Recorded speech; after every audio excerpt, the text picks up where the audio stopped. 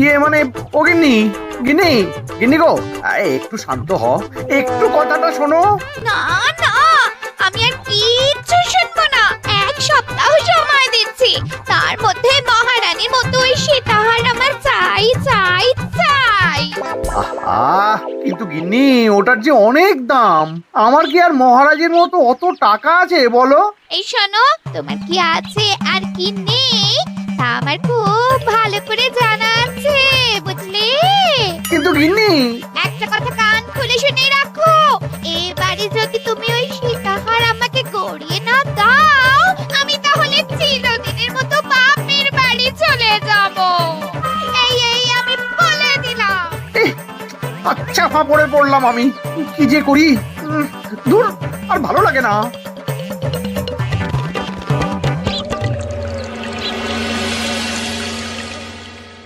আজকে তোমাদের সকলের কাছে আমার একটা প্রশ্ন আছে। বলুন মহারাজ। আচ্ছা, ধরো তোমরা যদি এ রাজ্যের লোক না হতে, অন্য কোনো রাজ্যের হতে, তাহলে তোমাদের কাছে কৃষ্ণনগর কেমন মনে হতো? মহারাজ, এক কথায় বলতে গেলে সমৃদ্ধ শক্তিশালী রাজ্য।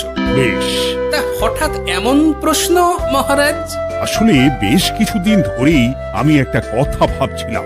ঈশ্বরের দয়ায় আমাদের সবই আছে, তবু রাজ্যকে আরো শক্তিশালী ও অন্যান্য রাজ্যের সাথে সুসম্পর্ক বজায় রাখা একটা রাজধর্মে পড়ে। ঠিক বলেছে। ঠিক বলেছেন। বলি, তুমি কি এসব কথা কখনো ভাবো মন্ত্রী?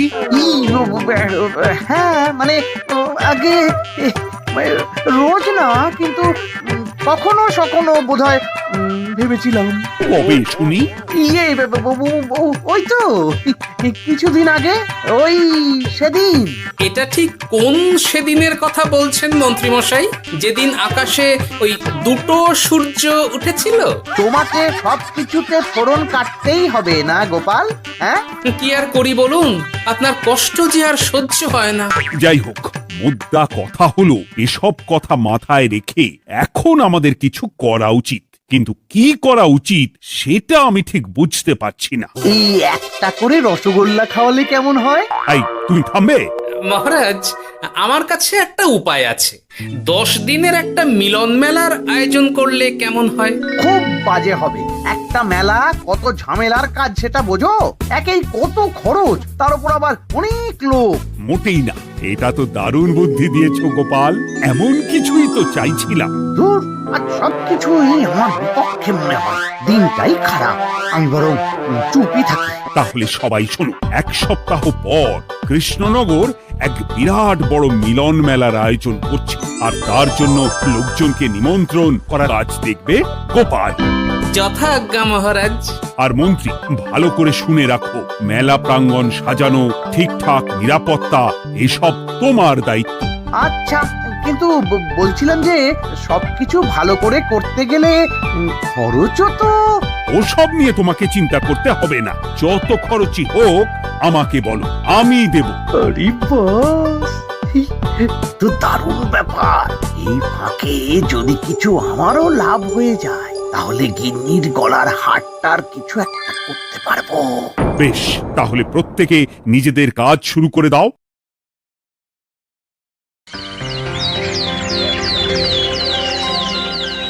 শোনো শোনো শোনো, 1 সপ্তাহ পর কৃষ্ণনগর মেলা প্রাঙ্গণে অনুষ্ঠিত হতে চলেছে 10 দিন ব্যাপী মিলন মেলা। সকল গ্রামবাসীকে এই মেলায় আসার জন্য আমন্ত্রণ জানানো হচ্ছে। শোনো শোনো শোনো।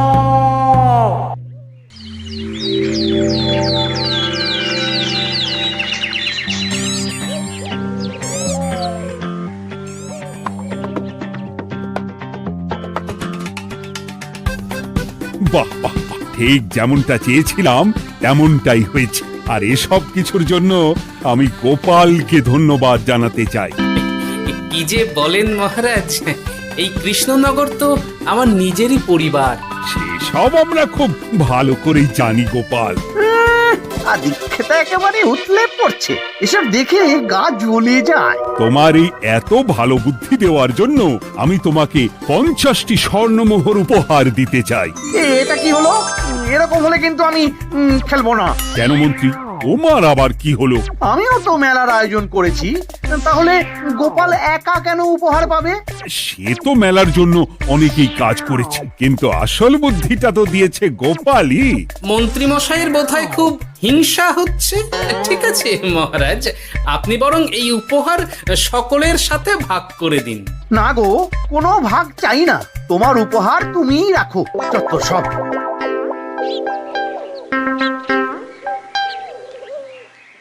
আমার কি এত খারাপ দিন এসেছে নাকি যে আমাকে গোপালের থেকে পুরস্কার নিতে হবে? অনেক হয়েছে। না না না, এবার আমাকেই কিছু ভাবতে হবে মনে হচ্ছে।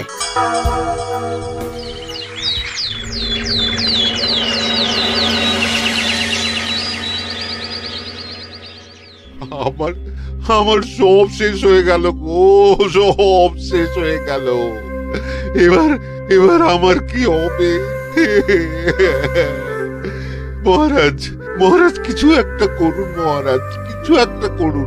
চিন্তা করো না, আমি দেখছি, যারা দোষী তারা শাস্তি পাবেই। কি শুরু হলো বলো তো হঠাৎ করে?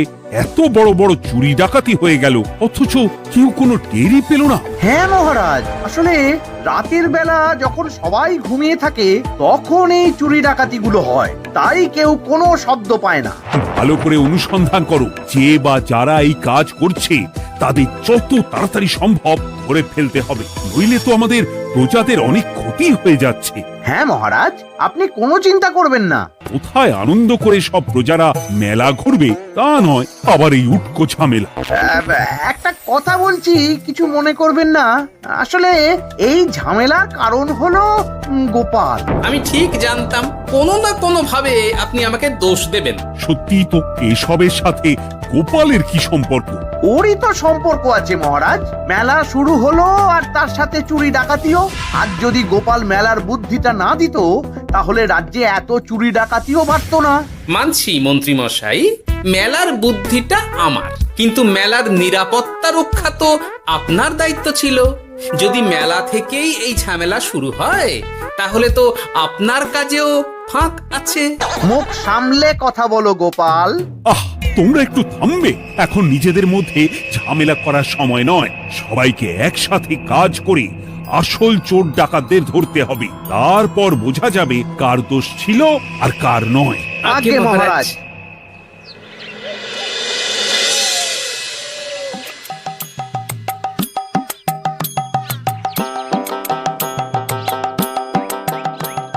এই তো তুমি এসে গেছো।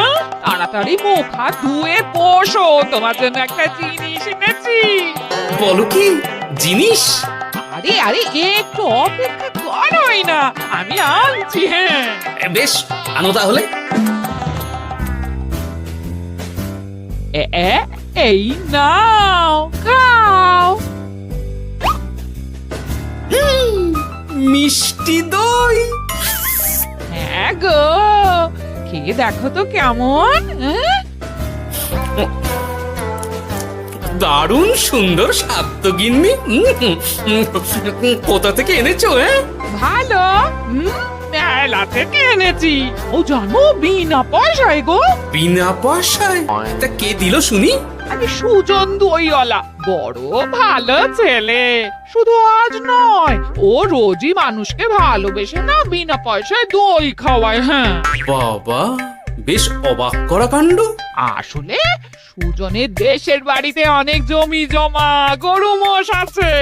ও তাই বলে ওর টাকা পয়সার নাকি কোনো দরকার নেই, তাই ও বিনা পয়সায় খাওয়ায়। হ্যাঁ বুঝলাম। বাবা, খুব ঘুম পাচ্ছে এখন। ও গিন্নি, শোনো না, আমি বরং একটা ঘুম দিই এখন, বুঝলে? তুমি বরং বিকেলে আমায় একটু ডেকে দিও, ওর কাজ আছে। আচ্ছা বেশ।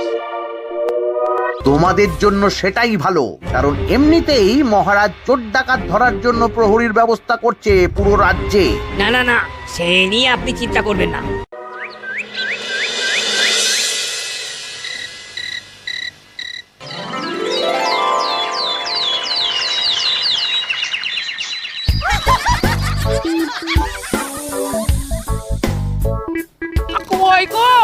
ওরে আর কতক্ষণ ঘুম হবে?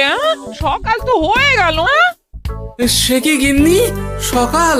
তোমাকে যে আমি কতবার বললাম আমাকে বিকেলে ডেকে দেবে। বলি কবেকার বিকেল? গতকালে না আজকে? তোমার বুদ্ধিতে কি বলে গিন্নি? আমার বুদ্ধি নিয়ে কথা বলো, আগে নিজের ঘুমকে দেখো। গতকাল বিকেল থেকে ডেকে ডেকে গলা ব্যথা হয়ে গেল, কিন্তু ওনার ঘুম আর ভাঙে না। হতেই পারে না। পারে না? ওদিকে কাণ্ড দেখো, রাতের খাবার পর্যন্ত পড়ে আছে। আজব কাণ্ড। যাই হোক, অনেক দেরি হয়ে গেছে বুঝলে, আমাকে এক্ষুনি রাজসভার জন্য বেরোতে হবে।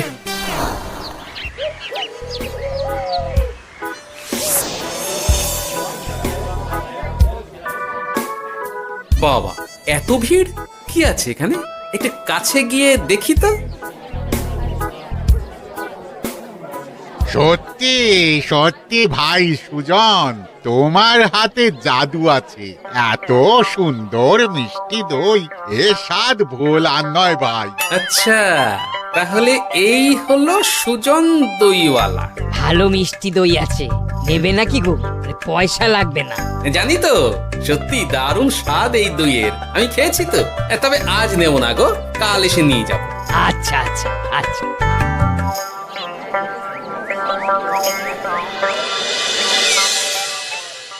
আর কোনো নতুন খবর পেলে ওই ডাকাতদের ব্যাপারে? না মহারাজ, এখনো ঠিক ধরতে পারিনি। ওরা বোধহয় বুঝতে পেরে গেছে যে আমরা খোঁজ করছি। মহারাজ, আমার মাথায় একটা নতুন বুদ্ধি এলো। রাতের বেলা করে সব বাড়িতে পাহারা দেওয়া শুরু করলে কেমন হয়? সব চুরি তো রাতেই হচ্ছে। আরে, এ তো দারুণ বুদ্ধি। কিন্তু মহারাজ, আমাদের রাজ্যের প্রহরীরা রাতের বেলা কি করে পাহারা দেবে? কেন কেন, কি সমস্যা? অনেক সমস্যা আছে। তাদের শরীর খারাপ হতে পারে, তার চেয়েও বড়, রাত জেগে থাকলে দিনে তারা সকলে ঘুমোবে, তখন পুরোটাই বেকার হবে। কিচ্ছু বেকার হবে না মন্ত্রী মশাই, আমাদের প্রচুর সেনা আছে, তাদের সকলকে দায়িত্ব ভাগ করে দিলেই হয়ে যাবে। তুমি বেশি বোঝো। গোপাল তো কিছু ভুল বলেনি মন্ত্রী, আমরা পাহারা বাড়াবো। আমি আজই সব সেনাদের সাথে কথা বলছি। সেনাপতি, তুমিও এই ব্যাপারটা একটু দেখো। যথাজ্ঞা মহারাজ।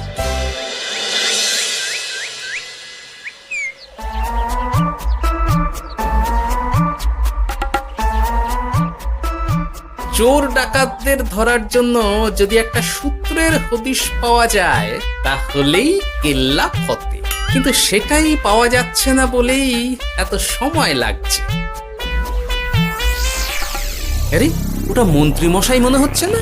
আড়ালে দাঁড়িয়ে এরকম কার সাথে কথা বলছে? এবার আমি যা বলছি ভালো করে শোনো। আজ রাতে মেলার পিছনের দিকে যে মাঠটা আছে সেখানে চলে এসো, বাকি কথা ওখানেই হবে। এই জায়গা নিরাপদ নয়। বেশ রহস্যজনক ব্যাপার। মেলার পিছনের মাঠ বলল না? রাতে আমাকেও দেখতে হবে কি হয় সেখানে।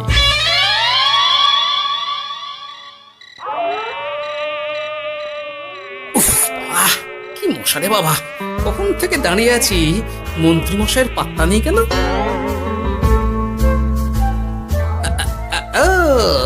ওই তো চলে এসেছে। এই যে আমার সোনার হাটটা কই? হ্যাঁ, ওই করে বলেছিলাম আমার ওটা চাই। আগে কি আর বলি বলুন তো, ওই হাটটা আমাদের দলের প্রধানের খুব পছন্দ হয়ে গেছে, তাই কোনোভাবেই ওটা দিতে পারলাম না। কি এত বড় সাহস! আমার বলার পরেও তুমি এরকম করলে? বড় ভুল হয়ে গেছে মন্ত্রী মশাই, এবারের মতন ক্ষমা করে দিন, আর হবে না, এই কথা দিচ্ছি। তোমাদের জন্য সেটাই ভালো, কারণ এমনিতেই মহারাজ চোর ডাকাত ধরার জন্য প্রহরীর ব্যবস্থা করছে পুরো রাজ্যে। না না না, সে নিয়ে আপনি চিন্তা করবেন না, আমাদের ধরা পড়ার কোনো সুযোগই নেই, কারণ যে পরিমাণ ওষুধ আমি আমার দইতে মিশিয়ে দিই সেটা একবার যে খাবে মরার মতন ঘুমোবে। বাবা, সে তো খুব ভালো। করো করো। তার কোনো নতুন খবর পেলে? মেলা তো শেষের দিকে। হ্যাঁ পেয়েছি, পাশের গ্রামে বলরাম নামে এক বড় মহাজন আছে। পরশু তার মেয়ের বিশাল ধুমধাম করে বিয়ে। শেষ একটা বড় দান মারতে পারলেই আপনার আমার দুজনেরই শান্তি। আচ্ছা, এই ব্যাপার তাহলে হ্যাঁ? এসব কিছুর পেছনে মন্ত্রী জড়িত। এইবার বুঝতে পারছি কেন রাতের পাহারাতে ওনার এত আপত্তি ছিল। কিন্তু ওই লোকটাকে ঠিক আছে, এখন যাও, একটু সাবধানে কাজ করো আর আমার পাওনাটা ঠিকঠাক দিও, কেমন? সে কি সুজন দইওয়ালা? এবার আমার কাছে পুরো ব্যাপারটা পরিষ্কার হয়ে গেছে। না, কালই মহারাজকে সব জানাতে হবে, আর এদের হাতে নাতে ধরার জন্য একটা উপায় ভাবতে হবে।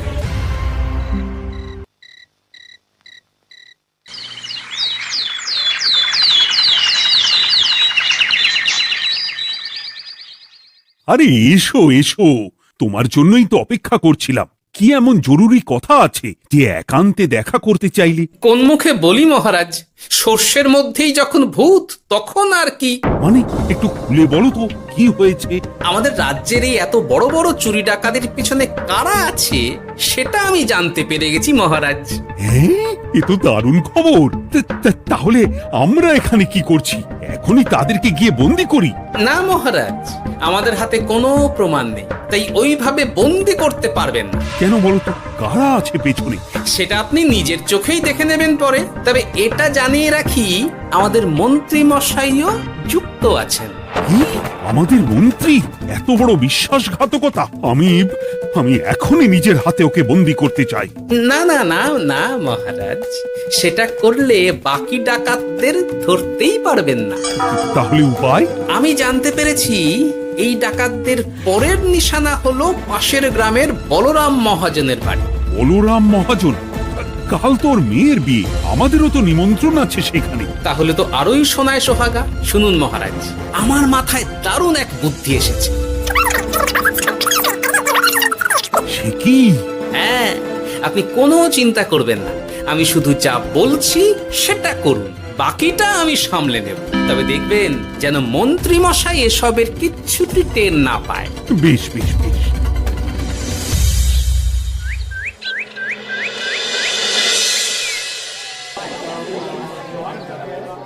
আর তো কিছুক্ষণ, এরপরেই তো সন্ধে নামবে।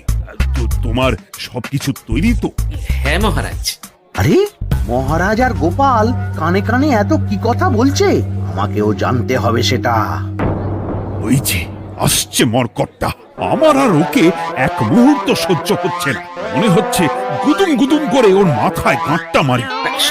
শান্ত হন মহারাজ, দয়া করে শান্ত হন আর একটুখানি, তারপর আপনি মন্ত্রী মশাইয়ের সাথে যা ইচ্ছে করবেন। ওর আমি বরং অন্যদিকে যাই, মুখ দেখলেই আমার মাথাটা গরম হয়ে যাচ্ছে। সেই ভালো। কি হলো ব্যাপারটা? যাই হোক, আর তো কিছুক্ষণ, তারপর আমার বিশাল লাভ হবে। বরং ততক্ষণ আমি পেট পুজো করি।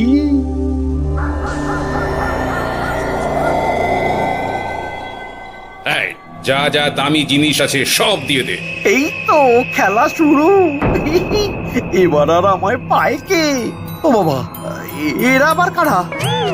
সত্যি গোপাল দারুণ চাল চেলেছে। এই তোমরা এখানে কি করতে এসেছো? কেন, তোমরা যা করতে এসেছো? ডাকাতি? এমন তো কোনো কথা ছিল না। কার দলের লোক তোমরা? মন্ত্রী মশাইয়ের দলের লোক। এই রে, কি বলছে সব? কোথায় কোথায়? এই মন্ত্রী মশাই, এই কি বলছে এরা? আপনি দু নৌকোয় পা দিয়ে চলছে, আমরা থাকতে আপনি আরো এক ডাকাতের দলের লোককে ডেকেছেন। কি মন্ত্রী? শেষে কিনা তুমি? কি খেয়েছে রে, আর বোধহয় বাঁচতে পারবো না। কই, চুপ কেন? বলুন, মন্ত্রী মশাই সোনার হার ডাকাতি করে আপনাকে দেওয়ার জন্য এখানে ডেকেছেন। কি সোনার হার? আমাকেও তো একই কথা বলেছে। আপনি আমাদের থেকে খবর নিয়ে অন্য দলকে কাজ দিয়েছেন। এই না না, মিথ্যে কথা। কিসের মিথ্যে? আপনি ছাড়া তো আর কেউ জানতো না এখানের কথা। না গো, আমি শুধু তোমাদেরকেই কাজ দিয়েছি একদম শুরু থেকে। আর কোনো ডাকাতের দলকে আমি চিনি না, আমি তো নিজেই প্রথম শুনছি। মন্ত্রী, লজ্জা করে না তোমার? তুমি আমার প্রজাদের এইভাবে ঠকাচ্ছিলে। ইয়ে মানে মহারাজ, আমি আসলে।